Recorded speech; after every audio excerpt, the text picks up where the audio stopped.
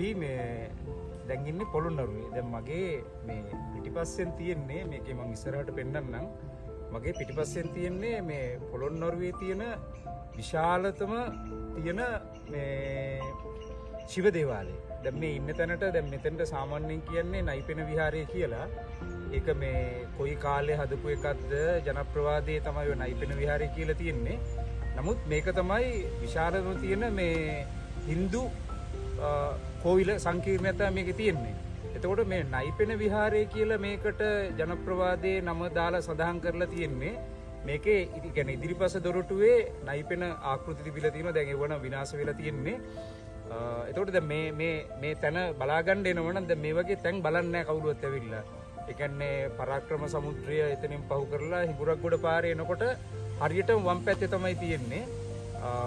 එතකොට මේකේ ඒ කියන්නේ බෞද්ධ ආගමක වටිනාකමක් නැති වුණාට මේකේ සම්පූර්ණයෙන්ම තියෙන්නේ ඒ කියන්නේ පොළොන්නරුව ගත්තොත් ආශ්‍රිතව ගත්තොත් අපේ පුරාණ නටබුන් ආශ්‍රිතව ගත්තොත් තියෙන විශාලම Hindu සංස්කෘතියත් එක්ක බැඳුණු මේ සංකීර්ණයක් තමයි මෙතන තියෙන්නේ.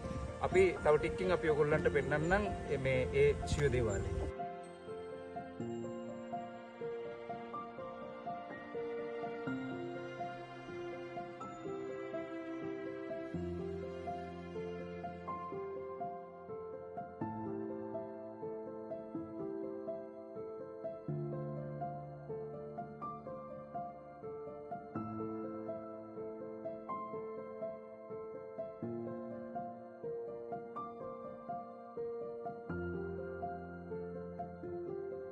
අමාර කලින් කිව්වනේ මේක මේ Hindu කෝවිල් සංකීර්ණයක් කියලා.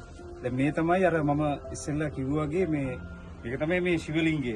ඒ කියන්නේ මේ පොළොන්නරුව මම අර කලින් කිව්වා වගේ පොළොන්නරුවේ මේ විශාලතම මේ ප්‍රදේශය තමයි මෙතන තියෙන්නේ. ඉතින් මේකේ උදෙත් මේ චාරිත්‍ර වගේක් කරලා තිබ්බා. දැන් ඉන්දියාවේ නම් මේ වගේ දේවල් ගොඩක් තියෙනවා. නමුත් මේ ලංකාවේ මම හිතන්නේ මේ වගේ දේවල් බලන්න ඉන්නේ නැහැ. ඇවිල්ලා මෙතනින් එහා පැත්තේ තියෙනවා ඔය පන්සල් ටික ගරා වැටිච්ච ඒ ටික බලලා තමයි යන්නේ.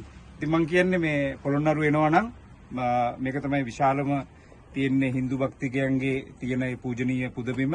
ඇවිල්ලා බලලා යන්න පුළුවන්. එන හම්බෙමු.